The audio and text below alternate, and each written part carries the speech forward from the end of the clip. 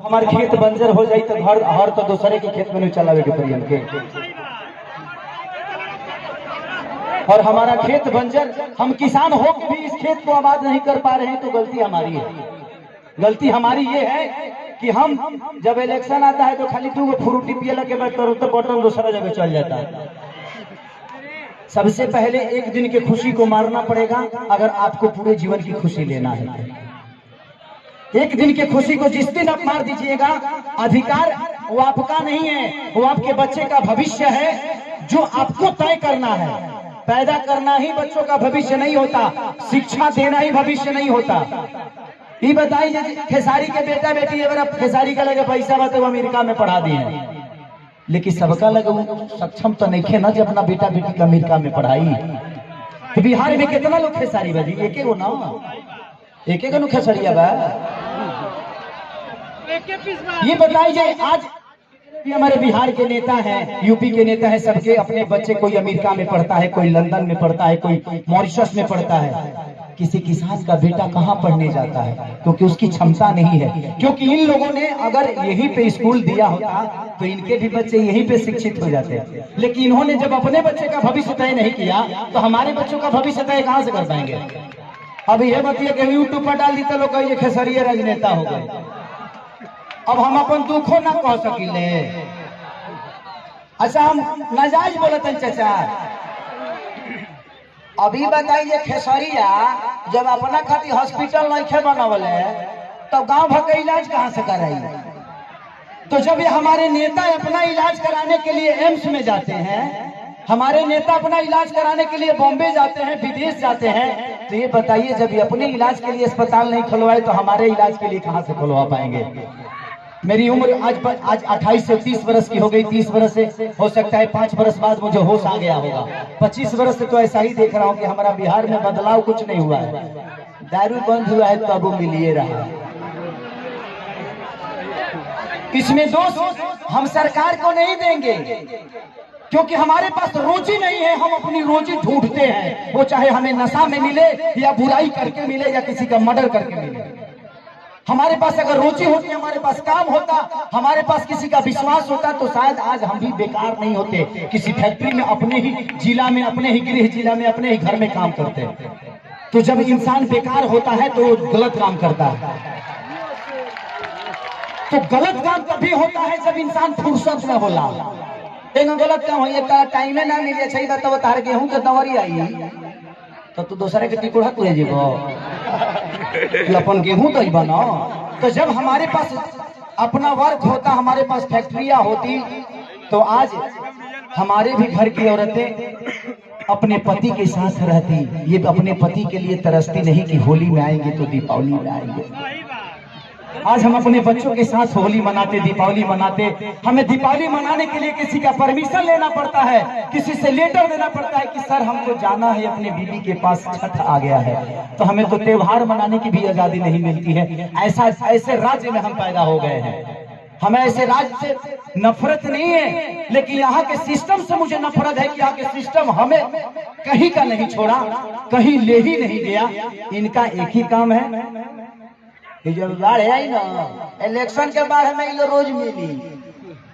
अगर इलेक्शन बा जहाँ बाढ़ आई कि चिवड़ा खाद खाद पेट मॉल हो जाए, खूब खाए बरुआ चिवड़ा। लेकिन यही इलेक्शन बीतते ही एक भी आदमी, हाँ, जो आपके दर्दों को समझता है। मैं किसी राजनेता पे उंगली नहीं उठा रहा हूँ, मैं सिस्टम पे बात कर रहा हूँ। मुझे दुख होता है ऐसे देख के। इस जमीन को देखा तो मैं अपने अखिलेश बाबा से बोल रहा था एक बार कि बाबा इतनी अच्छी जमीनें हैं, ऐसे ही जगह पे हम शूट करने जाते हैं तो वहाँ फिल्म सिटी बन गया है। यही जंगल मुझे मिलती है मैं जब शूटिंग करने जाता हूँ, तो इससे कुछ वीआईपी नहीं मिलता है, लेकिन हमें वहां मिलता है क्योंकि वहां के सिस्टम ने उस जगह को बनाया है। व्यवस्था तो हमनी के बनावे के पड़ी। साल अच्छा 5 साल में एक बार मौका मिला, वो में हमें फ्रूटी पे घा जाइए सब कहां से व्यवस्था के दे दी। हमें अपने आप को बदलना पड़ेगा। आपको बदलने के लिए आपको अपने आप को बदलना पड़ेगा, तब सिस्टम बदलेगा। क्योंकि सिस्टम चलाने वाले आप हैं, आप उनको अधिकार देते हैं सिस्टम चलाने के लिए। तारा पैसा से फॉर्चूनर पर खेसारी लाल चढ़े। खेसारी के काल से सुनल बंद कर देवे। खेसारी के औकात नजर आ जाए कि खेसारी तो कितना बड़ा स्टार हुआ। मैं अपनी बातें कर रहा हूँ। तो जब खेसारी लाल यादव की औकात आपके हाथों में है, मेरा भविष्य आपने तय किया है। एक दूध बेचने वाले बेटा, एक लिट्टी बेचने वाले बेटा स्टार आपने बनाया ना। मेरे पिताजी कभी मेरा सिनेमा नहीं देखते हैं, लेकिन आप लोग अपने बेटा के लिए अपना हाथ तक फाड़ लेते हो। तो मेरे बाप से बढ़ के आप सब होते हो, इसीलिए मैं हमेशा आप सबसे प्यार करता हूँ। मैंने अपनी जगह पहचानी। रास्ते खत्म नहीं होते हैं, जहां खत्म होते हैं वहीं से एक दूसरा रास्ता बनता है। वो आपको चुनना है कि आप जाना कहां चाहते हो। एक पत्थर भी विश्वास क्यों जगा देता है। हम राम को क्यों पूछते हैं यार? पूछने का कारण है कि राम ने कर्तव्य किया है, और हम पत्थर में भी भगवान ढूंढ लेते हैं। और हम इंसान होकर एक इंसान को नहीं बदल सकते।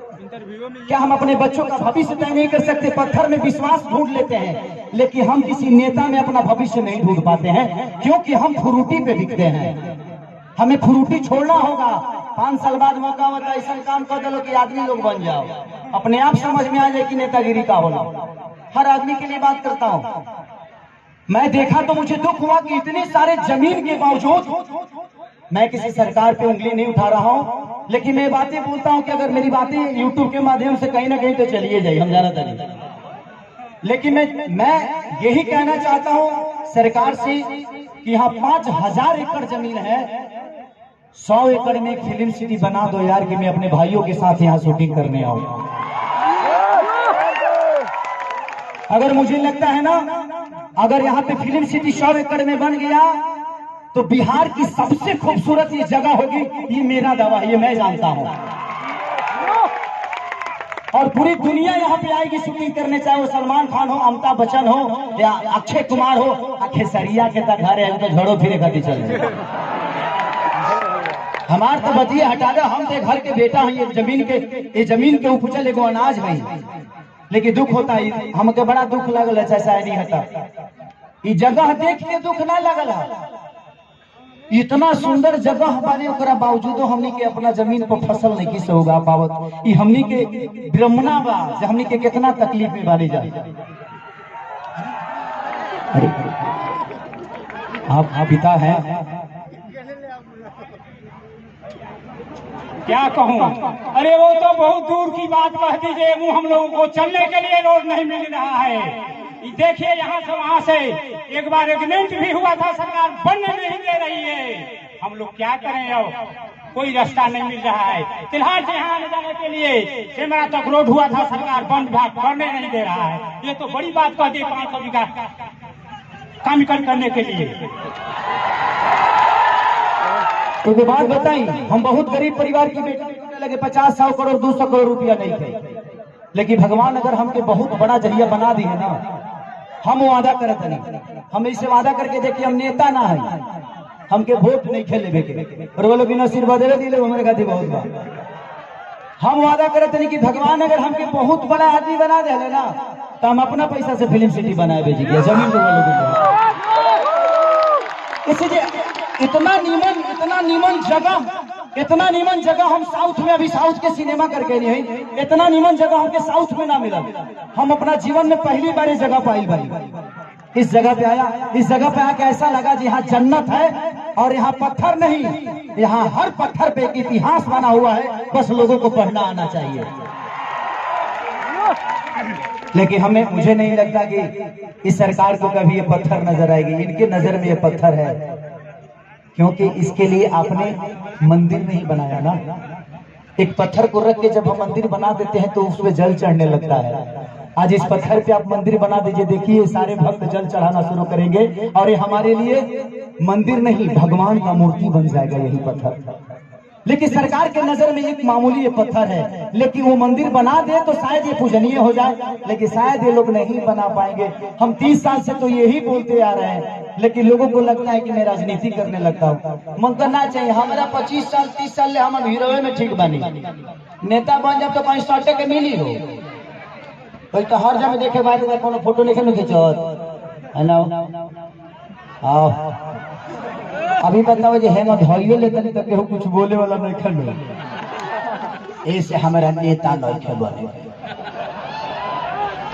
हमको कुर्सी नहीं चाहिए, हमको कुर्सी पे बैठने वाले वो लोग चाहिए जो मैं चाहता हूं कि हर आदमी एक घर में नेता है। आप अपने घर को चलाते हैं तो आप नेता ही तो है। आप अपने घर को चलाते हैं, आप 6 आदमी को चलाते हैं, यहाँ 12 करोड़ जनता को मुख्यमंत्री चलाते हैं, तो उनको पावर दिए है तब ना। तो इसीलिए मैं चाहता हूं कि आप लोग अपना भविष्य तय करिए। इस जगह से मुझे बहुत प्यार हुआ बबन भैया।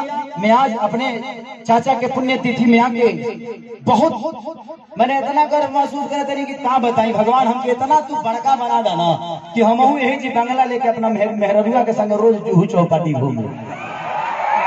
इतना बढ़िया है जगिया, नदी बहुत है, जूहू चौपाटी बन जाती जगिया। हर आदमी ठेला लगा के रोज 500 रुपया कमा के जाए। लेकिन क्या चिरकुट बड़ा से करके बुझा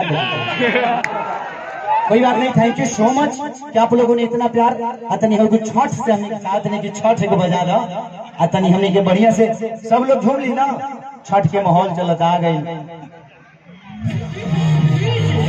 अच्छा आइए आइए आइए मनीषा जी।